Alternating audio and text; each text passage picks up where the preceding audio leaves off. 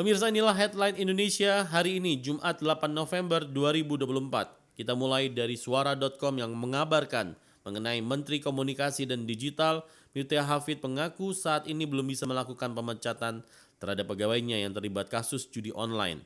Pasalnya hal itu baru akan dilakukan jika sudah ada putusan hukum yang ingkrah. Hal itu disampaikan Mutia dalam rapat kerja bersama Komisi 1 DPR RI di Komplek Parlemen Senayan, Jakarta pada hari Selasa tanggal 5 November 2024. Menurutnya pihaknya menghormati azas praduga tak bersalah terhadap pegawainya yang terlibat kasus judol, sehingga pemecatan akan dilakukan usai adanya putusan hukum. Selanjutnya, Detik Jogja menurunkan berita kasus dugaan plagiat menyeret nama sejumlah dosen di Fakultas Ilmu Budaya atau FIB UGM. Dekan FIB UGM Prof. Setiadi mengatakan pihak fakultas sangat serius dalam menangani persoalan itu dan telah membentuk tim untuk melakukan pendalaman terhadap kasus tersebut. Pimpinan Fakultas Ilmu Budaya atau FIB Universitas Gadjah Mada menanggapi sangat serius terhadap persoalan tersebut. Oleh karena itu, Dekan FIB UGM membentuk tim untuk mendalami tuduhan itu dan hasilnya akan disampaikan dalam waktu secepatnya. Demikian kata Setiadi dalam keterangan tertulis. Dia mengatakan beberapa bagian dalam buku yang ditulis oleh sejumlah dosen FIB UGM termasuk Sri Margana menyadur dari buku karya Peter Carey. Dari mancanegara, Kompas.com menyoroti kekalahan Kamala Harris dalam pemilu presiden 2024 memiliki dampak besar, tidak hanya bagi Partai Demokrat, tetapi juga bagi dinamika politik Amerika Serikat yang masih diwarnai oleh isu ras dan gender.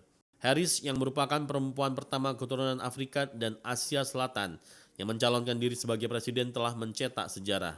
Namun terlepas dari upayanya, ia kalah dari Donald Trump dalam kampanye yang mengundang banyak perdebatan tentang arah masa depan politik Amerika Serikat. Menurut Teresa Andern, seorang peneliti opini publik, isu ras dan gender masih menjadi dinamika yang kuat dalam politik Amerika Serikat. Hal ini semakin terasa ketika Harris menghadapi kritik tentang kecerdasan dan kompetensinya yang diwarnai nada rasis dari pihak lawan. Sementara itu, antaranews.com melaporkan Presiden terpilih Amerika Serikat Donald Trump disebut kemungkinan akan mengunjungi Washington DC paling cepat pekan depan untuk bertemu dengan Presiden Amerika Serikat petahana Joe Biden. Tim kampanye Trump dilaporkan sedang mengadakan diskusi mengenai kapan presiden terpilih tersebut harus berangkat ke Washington DC, menurut laporan CNN tersebut. Tim tersebut berharap pula bahwa Trump akan mengunjungi Gedung Putih sesegera mungkin dan sumber tersebut mengatakan hal itu mungkin terjadi pekan depan, tambah laporan itu.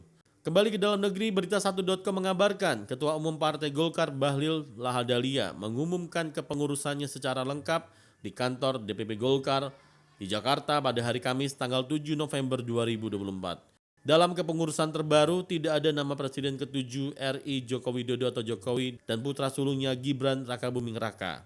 Bahlil menunjuk posisi 9 wakil ketua umum mulai Bambang Susatyo, Idrus Marham hingga Mutia Hafid. Sementara Ridwan Kamil, Andi Sinulinga hingga Airin Rahmidiani ditunjuk menjadi ketua DPP Partai Golkar. Pemirsa, itulah headline Indonesia hari ini.